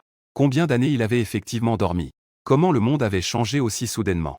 Des organismes multicellulaires avaient apparemment émergé si rapidement. Il a rapidement levé les yeux pour observer l'ensemble de la sphère. Mais il a découvert des couches de glace au pôle nord et sud qui lui étaient étrangères. C'est beaucoup plus épais que dans ma mémoire. Cela a même formé d'innombrables glaciers. Et il semble y avoir un phénomène d'aggravation. La zone de glace semble également beaucoup plus vaste qu'auparavant. Il y a même des signes d'une expansion vers le nord et le sud. D'autre part, les volcans aux frontières des plaques tectoniques sont également agités. Eux qui crachent sans cesse de la lave et des gaz deviennent de plus en plus imposants. Le plateau créé auparavant par Gosen est également recouvert de neige blanche comme les pôles nord et sud. La neige et la glace ont également développé d'innombrables rivières, qui alimentent en continu les océans. Et la vapeur qui s'élève des océans est transportée par le vent. Cela forme des précipitations sur les plaines. Cela crée également un cycle de neige sur le plateau et suit ce processus. Se former progressivement. L'atmosphère se stabilise également peu à peu. Son épaisseur augmente encore. Même si parfois quelques petites météorites frappent, il sera également complètement détruit par elles. À part le fait qu'il y a trop peu de verre. Tout cela ressemble presque à la Terre. Gosen regardait tout cela. Il semblait avoir du mal à y croire. C'était lui-même. Pendant la période où il était endormi, combien de choses se sont réellement passées? Semblait être cette planète autrefois désertique et sans vie. Comme si elle n'avait jamais existé. Cependant, Gosen ressentait aussi une certaine joie. Tout se passait mieux que ce qu'il avait imaginé. Des formes de vie plus évoluées pourraient peut-être apparaître dans un avenir proche. Successivement, il leva les yeux vers cette étoile mère, presque immuable. Il a découvert que la grande tache rouge qu'il avait vue lors de l'impact de l'astéroïde sur sa surface avait presque complètement disparu. Il ne put s'empêcher de sourire intérieurement. Ces événements semblaient s'être produits hier encore. Il semblerait qu'il ait effectivement dormi pendant une longue période. Le regard de Gosen se concentra de nouveau sur le gros dumpling. Comme sa lune. Ce type semble très dévoué. Gosen a vu ce type blanc dont la surface était encore très lisse quand il est arrivé. Maintenant, il a pas mal de cratères. Il semble qu'endormant pendant cette période. Il a subi des impacts assez violents venant de l'espace. Les météorites semblaient avoir été désorientés par la gravité de ce type et avaient perturbé leur orbite autour de Gosen. Il a également protégé son corps des impacts. Cela aurait pu causer la destruction de l'écosystème difficilement établi. Cependant, Gosen avait toujours le sentiment que ce type était un peu plus près de lui qu'avant. On dirait qu'il est attiré progressivement. En pensant cela, Gosen a de nouveau réduit sa gravité. Il a poussé l'orbite de cette grande boule à l'extérieur. Ce à quoi il ne s'attendait pas, c'est que ce type s'est en fait éloigné de plus en plus. L'orbite a également tracé une courbe étrange. Gosen fixait la planète mère en face. Il savait immédiatement que quelque chose n'allait pas avec le gros ravioli. Il était continuellement attiré par la gravité de la planète mère. Il pourrait devenir un satellite de la planète mère. Gosen ne pouvait pas permettre que cela se produise. Si le gros ravioli n'était pas là, l'eau de mer sur sa sphère ne connaîtrait plus le phénomène de marée. Cela pourrait également affecter d'autres choses, qui sait. Maudite planète mère. Elle me vole mon petit frère. Gosen augmenta instinctivement sa propre gravité. Il commença à rivaliser avec la planète mère pour le contrôle du gros ravioli. Ce processus était exceptionnellement difficile. Le gros ravioli ne semblait pas avoir la vie facile dans la lutte entre la planète mère et Gosen. Même une partie des corps célestes commençait à se fissurer lentement. Les roches fissurées sur lui volaient même vers l'espace. Cela resta en stalmate pendant un certain temps. Peut-être que le gros ravioli n'était pas si loin de lui. Peut-être d'autres raisons. Il finit par se libérer progressivement de la forte gravité de la planète mère. Et il a lentement commencé à faire sa révolution face à lui. Gosen ne put s'empêcher de laisser échapper un soupir de soulagement. Il ne s'était vraiment pas attendu à ce qu'une simple pensée à lui faillit lui faire perdre quelque chose d'important. Il ajustait son influence gravitationnelle. Et le grand dumpling commençait lentement à retrouver sa trajectoire normale. Cependant, Gosen était encore un peu surpris. Comment le grand dumpling s'était-il approché de lui auparavant? Que s'était-il donc passé? Après avoir éliminé l'imprévu, Gosen a de nouveau tourné son attention vers les petits gars qui avaient évolué en organismes multicellulaires. Leur sécurité était aussi ce qui l'importait le plus. Cependant, il découvrit avec surprise que l'ancien lac salé avait soudainement disparu. Gosen a soigneusement comparé les coordonnées de l'endroit où se trouvait le lac salé dans sa mémoire. Le résultat a été qu'il a vu une baie peu profonde inondée par l'eau de mer dans la lutte pour le gros ravioli. Là-bas, il s'était justement produit un tsunami. 3 par la fente. C'est la fin. Gosen se mit rapidement à chercher des organismes multicellulaires dans cet endroit. Mais ce truc de moins d'1 millimètre n'est pas facile à trouver. Surtout dans cette mer sans fin. Gosen a presque fouillé toutes les côtes environnantes. Il a finalement trouvé un petit groupe près de l'embouchure d'une rivière. Les restes de cela. Peu importe combien il cherchait. Gosen n'a jamais réussi à en retrouver. Peut-être qu'ils ont été poussés par les vagues vers des terres plus éloignées. Puis brûlés vivants par le soleil. Peut-être que la mer les a emmenés vers les profondeurs, il ne s'y attendait pas. En traitant la question des gros raviolis, il s'est également causé ce type d'impact. Gosen pense qu'il est en fait assez chanceux. Au moins, à chaque fois qu'un si grand accident se produisait, ces petits gars étaient assez résistants pour s'en sortir. Ils ne se laissaient pas abattre si facilement. C'est aussi un point qui le réconforte un peu. En regardant les quelques centaines d'organismes multicellulaires qui existaient dans quelques mètres carrés à l'embouchure de la rivière, Gosen a également réalisé qu'il semblait avoir pas mal de choses à faire. La première chose à faire était de créer à nouveau un lac d'eau salée. Ce genre de travail, une fois effectué, n'est plus une tâche difficile. D'autant plus pour Gosen. Il découvrit que sa capacité psychique, ou plutôt, ce genre de choses ressemblant à un super pouvoir peut faire presque n'importe quoi, à condition que cela soit sur sa propre planète. Gosen trouva rapidement un cratère de météorite. Ce cratère était particulier car il semblait être le résultat de l'effondrement de plusieurs cratères connectés. La surface paraissait très vaste, avec un diamètre d'au moins 100 km. Gosen fit une estimation. Cet endroit se trouve à environ 10 km de la côte, ce qui devrait être plus sûr que l'autre endroit précédent. Au moins, il ne sera pas facilement détruit par un tsunami ou une inondation. Il ouvrit rapidement une large fente dans le sol ici, se dirigeait progressivement vers la mer. L'eau de mer déferlante a également afflué dans le vaste cratère par cette fissure dans le sol. Bientôt, l'eau de mer a rapidement submergé cette région. Avec le souffle du vent fort qui soufflait, l'eau bleue du lac commençait également à frapper les rives du lac. Gosen n'était pas complètement rassuré. Il ajusta la hauteur de la terre située à une vingtaine de mètres à l'extérieur de la rive du lac, créant ainsi un mur de pierre de près de 20 mètres de haut, complètement étanche. Cela offrait également une couche de sécurité à l'ensemble du lac salé. Ensuite, Gosen a également transporté un grand nombre de pierres des montagnes rocheuses non loin de là et les a placées sur le rivage. Ce qu'il devait faire était de raccourcir le processus de formation du sol primaire, pour gagner du temps et permettre à la rive du lac d'avoir une base pouvant faire pousser des plantes. S'il fallait attendre que l'eau du lac érode lentement, on ne sait pas quand cela pourrait être achevé. Gosen souleva d'innombrables énormes pierres. En utilisant la télékinésie, il les a instantanément réduits en poussière, comme du sable, et a déversé cette épaisse couche au bord du lac. Immédiatement après, il a ensuite détourné son regard. Après avoir cherché un moment, il a découvert de la mousse sur les rives de certaines rivières qui n'avaient pas encore été inondées par les eaux précédentes. Ces petites vies tenaces devaient également faire l'objet de protection et de reproduction. Sinon, qui sait quand un accident pourrait se produire, qui détruirait complètement celles qui avaient réussi à atterrir. Gosen a soigneusement prélevé quelques spécimens de chaque zone de concentration de mousse, et les a déplacés avec des mottes de terre jusqu'au bord du lac, et les a plantés à une certaine distance. Cela a donc permis d'achever une certaine forme de verdissement. Après avoir terminé cela, il a rassemblé les petites créatures du côté de l'embouchure, et les a mises en groupe dans le nouveau lac salé. Les petites créatures n'ont presque pas remarqué le changement d'adresse. Ils se sont rapidement adaptés dans l'eau du lac. Ils ont même commencé à se reproduire immédiatement. Gosen a été le premier à découvrir ceux qui commençaient à se reproduire. C'était une créature qu'il avait déjà vue, ressemblant à un mille-pattes avec un corps allongé. C'était un gars avec des épines de chaque côté. Leur nombre semblait être le plus important dans cette communauté biologique. Ils étaient presque tous en train de s'installer autour des algues. Ils se déplaçaient lentement et leur taille était imposante. Gosen a vu. Ce mille-pattes s'était éloigné de la portée des prédateurs, près d'une zone relativement isolée d'algues. Il a étendu une de ses antennes. Cette antenne s'est déployée vers l'extérieur. Elle s'est divisée en 5 petites antennes translucides. Elles ressemblaient à de petites versions du mille-pattes. Au fil du temps, les antennes se sont lentement allongées. Elles étaient presque identiques à l'apparence de la mer. À la fin, le point de connexion devient progressivement étroit.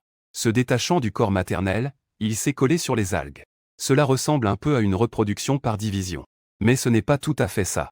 Pendant que Gosen réfléchissait à cela, comme un éclair soudain, le corps maternel a soudainement été coupé en deux. Immédiatement après, un petit monstre avec des mandibules aussi tranchantes que des ciseaux. Ils ont de nouveau plongé plusieurs fois sur la partie du corps du monstre mille-pattes qui était encore en mouvement. Il a encore découpé plusieurs sections. Rapidement, comme un requin ayant senti le sang. De nombreux petits monstres carnivores qui étaient à l'origine au loin ont nagé en groupe. Ils ont commencé à entourer l'énorme centipède pour se gaver. Au bout d'un moment, Gosen a vu ce groupe de brutes recommencer à s'entretuer sur le bord des algues, qui étaient encore si paisibles et sereins. Devenir un véritable champ de bataille. Une odeur d'horreur se répandait. Le temps s'écoulait lentement. Les petits monstres carnivores ont enfin quitté les lieux. Ce grand mille-pattes n'a même laissé aucune trace. Il ne reste que ces 5 petits mille-pattes au fond des algues. Les petits mille-pattes ne grandissent pas lentement. Ils ont commencé à manger les algues autour d'eux après peu de temps. Leur taille se rapproche de plus en plus de celle des adultes. Quelques-uns qui s'aventurent à l'extérieur sont malheureusement capturés par des prédateurs. Et les survivants ont recommencé un nouveau cycle de reproduction. Gosen a regardé tout cela. Il ressent la cruauté de la nature. En même temps, il éprouve une profonde vénération pour le cycle de la vie. Il se sent rempli d'un respect immense. Il a fait de nombreux tours autour de la planète mère. Il espère que l'écoulement du temps permettra aux populations d'organismes du lac de croître rapidement. Pour l'instant, si peu n'est pas du tout suffisant. Ce n'est pas du tout assez pour qu'il puisse mener de nouvelles expériences. Gosen réfléchit très clairement. Il sait qu'il doit faire évoluer ces petites créatures rapidement. Il faut intervenir efficacement soi-même comme la dernière fois. Sinon, qui sait quand elles progresseront? Quelques jours passèrent encore. Gosen se retourna pour regarder le lac d'eau salée. Il découvrit que la rive du lac était entourée de rochers imposants. Soudain, elle était devenue complètement vert clair. Le cœur de Gosen se mit à s'emballer rapidement. Sans même le dire, on savait que c'était ces mousses. Il s'approcha. Il commença à observer attentivement. De loin, c'était une étendue de verre. De près, il réalisa que ce n'était pas si dense. C'était presque identique à ce qu'il avait vu auparavant au bord de la mer. Même les espèces étaient assez similaires. Il regardait ces choses avec joie. Il vérifia également la distribution des mousses à l'échelle mondiale. Gosen prit un certain temps. Il parvint à une conclusion. La capacité de reproduction de cette mousse semblait plutôt incroyable. Tant qu'il y a de l'eau, tant que c'est un endroit qui peut se connecter à la mer, elles peuvent toutes croître et se reproduire avec ténacité, déversant ce verre tendre. Même si le sol n'a presque aucun nutriment, Gosen espérait beaucoup que ces mousses puissent accélérer l'évolution, recouvrant lentement la planète de verre, au cours du processus de reproduction et de survie, formant progressivement une couche de sol fertile. Tout cela nécessite la magie du temps pour changer. Gosen peut intervenir sur ces petits rouges et petits verts. Mais il ne peut rien faire pour les plantes. Ce que S peut faire, c'est d'étendre leur habitat, peu à peu vers l'intérieur des terres. Bien sûr, il doit encore faire beaucoup de choses ici. Par exemple, réduire d'innombrables roches dures en poudre, pour créer le sol stérile le plus basique, tout en broyant continuellement les roches pour créer du sol. Gosen n'a pas oublié d'observer les petites créatures dans le lac salé. Elles ont déjà produit un nombre considérable de populations durant cette période. La petite zone de moins de 10 mètres carrés qui a été mise au bord du lac au début.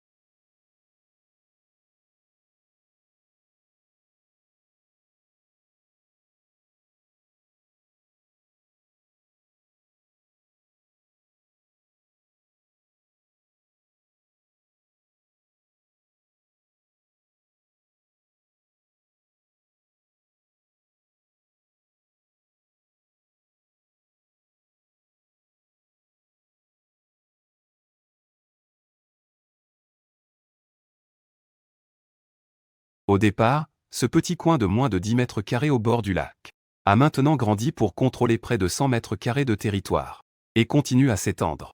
Quant aux algues à la capacité de reproduction exceptionnelle, elles ont même étendu leurs tentacules près du centre du lac. Leur présence à la surface de l'eau a même progressivement teinté l'eau bleue du lac en vert.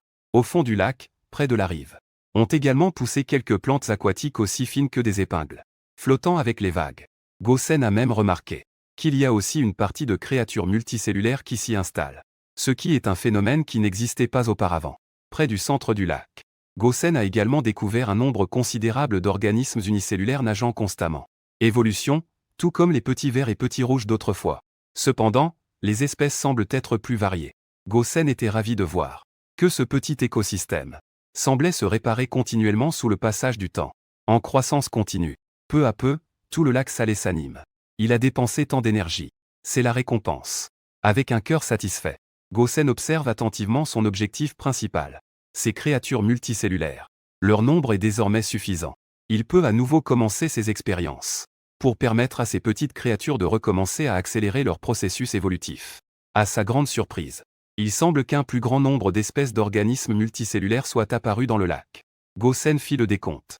Par rapport à avant, il y a plus de 30 types de créatures multicellulaires carnivores. Quant aux créatures multicellulaires herbivores, même sans compter précisément, il y en a près de 100 différentes. Il est très enthousiaste. La vie semble avancer à grands pas vers une direction plus prospère. Cependant, cela a également posé quelques difficultés pour ses expériences. Faut-il sélectionner une petite partie pour les expériences? Ou doit-on tout inclure? Gosen hésita un moment. Il a décidé d'inclure tous les organismes multicellulaires. Une évolution collective et commune. Il est préférable d'équilibrer l'ensemble de l'écosystème que de parler d'une évolution individuelle. Il a rapidement sélectionné 2 chanceux. Choisissez un organisme multicellulaire carnivore avec 6 tentacules. Et un drôle de gars avec 2 pointes acérées près de la bouche. Gosen l'a appelé le monstre à 6 jambes. En ce qui concerne le côté carnivore, Gosen cherchait encore cette fois un avantage en termes de vitesse. Il a trouvé une créature avec une tête en forme de sphère bleue. Le reste du corps ressemblait à une règle. Il est à noter que sa queue avait également une étrange protubérance. Son nom était donc naturellement le monstre de la règle. Très bien. L'expérience va bientôt commencer.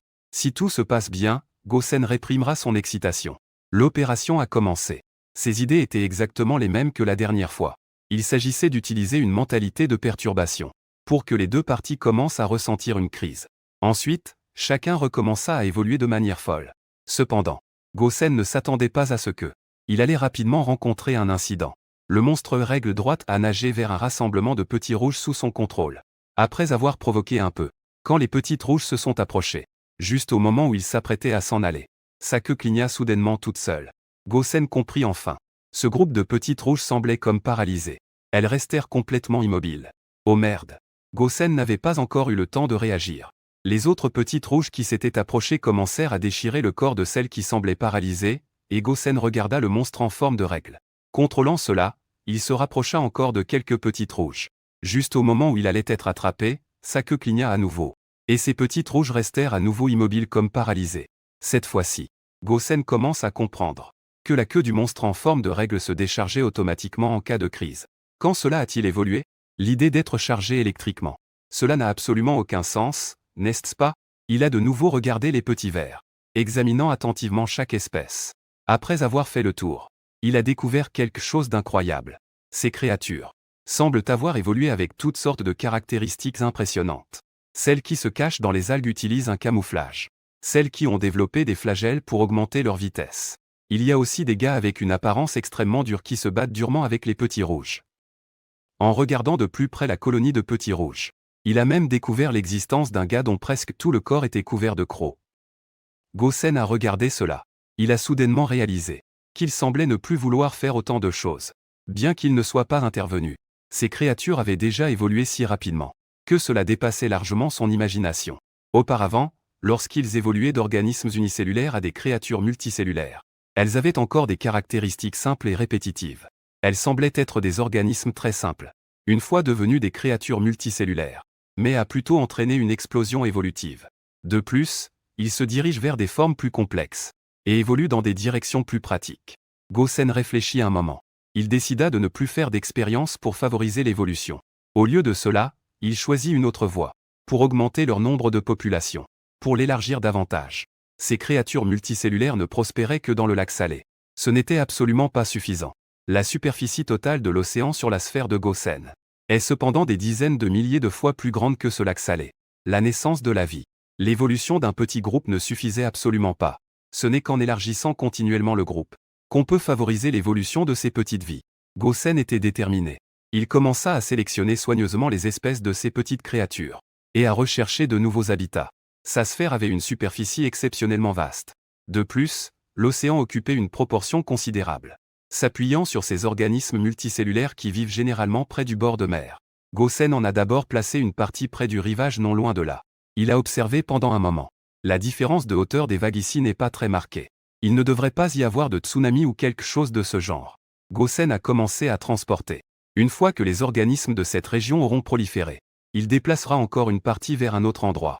Ce processus a duré assez longtemps. Lorsque presque toutes les eaux aptes à la survie sont peuplées de ces petits gars, Gosen a même découvert. Certains d'entre eux ont même développé quelque chose de similaire à des os. Il pense. En ce qui concerne l'évolution, il n'était vraiment plus nécessaire de faire quoi que ce soit de plus. Ce qu'il fallait faire, c'était de leur fournir un grand environnement adapté à leur survie. En tant que planète. C'était également ce que Gosen maîtrisait le mieux. En levant les yeux vers l'environnement mondial, il a soudain réalisé quelque chose qu'il avait complètement négligé. C'était la température de toute la planète. Il semble que cela ait beaucoup diminué par rapport à auparavant. Auparavant, la température moyenne était maintenue entre 40 et 50 degrés. Maintenant, elle est tombée en dessous de 20 degrés, et c'est le coupable. Gosen l'a également rapidement trouvé. C'était supposé être le glacier au pôle nord et sud. Maintenant, ils évoluent progressivement dans des directions opposées, même étendus jusqu'à une position proche du centre de la sphère, ère glaciaire. C'est ainsi que cela s'appelle, n'est-ce pas? Gosen se souvint rapidement de ce terme. Accompagné par l'ère glaciaire. C'est l'extinction des populations de vie. À ce moment-là, tous les animaux et plantes se transformeront en monstres terrifiants. Elles ne survivraient certainement pas à l'assaut du froid. Et les petites créatures dans l'océan le sont d'autant plus. Il est impératif de trouver une stratégie d'adaptation. Montagne. Éruption à nouveau. Le feu de l'enfer a jailli des terres et des océans de Gosen en un instant. A commencé à réchauffer sa planète qui était devenue froide. Les volcans en éruption ont immédiatement commencé à réchauffer la température de toute la planète. La température moyenne de la planète, qui était en constante baisse, a également commencé à augmenter progressivement. Les glaciers continuent de fondre et de reculer, en se brisant en d'innombrables icebergs. Afin d'empêcher les icebergs de heurter les petites vies sur le rivage, Gosen a commencé à contrôler ces icebergs, en les renvoyant directement vers les pôles nord et sud. Après un certain temps, alors que la température continuait d'augmenter, les glaciers reculaient également progressivement près des pôles. Une fois qu'ils n'étaient plus si gigantesques, Gosen s'arrêta enfin. Il a également réussi à endormir une partie des volcans en éruption, ne laissant qu'un peu moins d'un cinquième des volcans continuer à entrer en éruption. Après cette série d'actions, un certain temps s'écoula à nouveau. Gosen a permis à la température de la planète entière de se stabiliser à nouveau autour de 40 degrés. La fonte abondante des glaciers a également fait augmenter le niveau de l'eau dans le monde. Il a également surélevé la Terre de quelques dizaines de mètres. Après avoir légèrement agrandi la superficie des terres, il ne s'arrêta que là. Gosen poussa un soupir de soulagement dans son cœur. Cette fois, il avait vraiment dépensé beaucoup d'énergie. Mais en pensant à ses efforts, afin de créer un environnement de vie favorable pour ces petites vies, il trouvait cela tout à fait valable. Après tout, si cela continuait ainsi, les petites créatures commenceraient leur grand parcours évolutif. Elles deviendraient finalement d'innombrables êtres dotés d'intelligence. À ce moment-là, peut-être que Gosen pourra vraiment avoir des objets avec lesquels discuter et se divertir. En pensant à tout cela, il accéléra aussi la production de sols primitifs. Il coupa d'innombrables rochers du massif et les réduisit en poussière. Ce travail était beaucoup plus ennuyeux par rapport à avant. Cependant, cela pourrait grandement réduire la difficulté de l'implantation des plantes sur la Terre. Cela a même jeté les bases pour qu'elles se propagent à l'avenir vers des endroits plus proches de l'intérieur des terres. Le travail de fabrication de sols se poursuivait.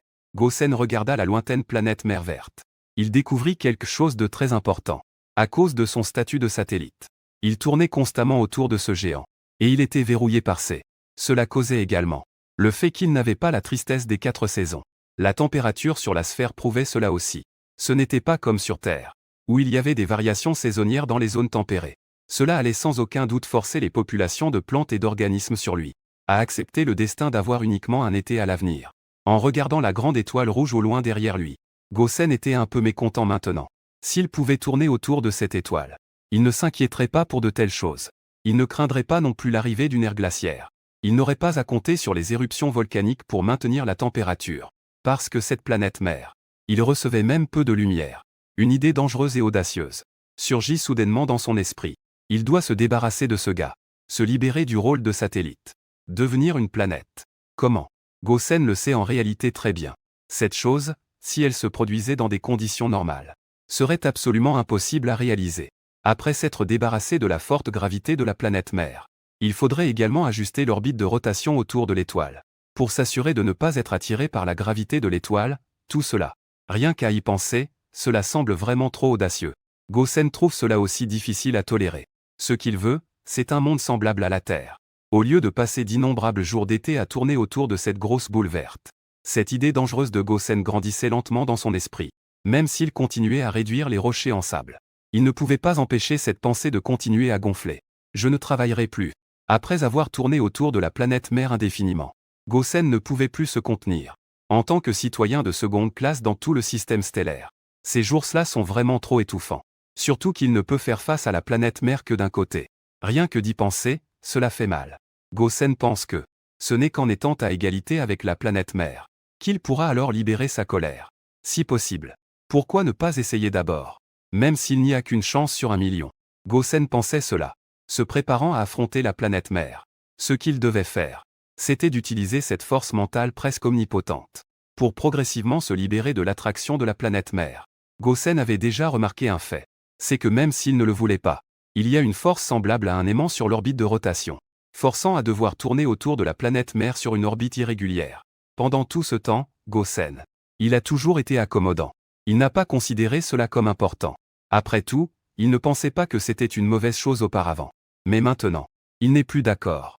Voyons ce qui se passe en résistant un peu. Gosen a commencé à utiliser son pouvoir mental. Il voulait élargir progressivement l'orbite qui tourne autour de cette planète, pour finalement se libérer complètement de son contrôle. Le premier pas est souvent le plus difficile. Gosen a aussi réalisé cela. Mais il ne s'attendait pas à ce que ce soit aussi difficile. Son pouvoir mental ne résiste qu'un peu. Puis il est saisi par une force incroyablement puissante. Gosen comprit que c'était la gravité qui le liait à sa planète mère. Et c'est à cause de cette gravité qu'il y a des dizaines de satellites qui tournent autour de lui. Cependant, s'il ne résistait pas, il ne saurait jamais quel serait le résultat. Il a commencé une lutte acharnée avec sa planète mère. Mais après une impasse, Gosen a réalisé que tirer de force ne semblait pas fonctionner. Cette force gravitationnelle énorme ne va pas le laisser sortir facilement. Alors, qu'en est-il d'une rotation accélérée? Gosen se mit immédiatement à faire des expériences. Le résultat lui fit comprendre que c'était encore moins possible. L'adversaire reste la gravité. Cette méthode est toujours une perte de temps. Gosen, dans un état de grande détresse, n'eut d'autre choix que de continuer à tourner autour de l'étoile verte, tout en cherchant désespérément une solution. Après avoir fait quelques tours, il se rendit soudain compte d'une chose qu'il avait négligée depuis longtemps. La forme de l'orbite de révolution ressemblait légèrement à une orbite elliptique, ce qui le rapprochait parfois un peu plus de la planète mère, et parfois l'éloignait encore un peu plus. Et si elle jouait à la traction de corde gravitationnelle avec la planète mère lorsqu'elle atteint sa position la plus éloignée, Gosen allait rapidement avoir une chance. Il était déjà proche de cette position. Allons-y. Gosen se donna à fond.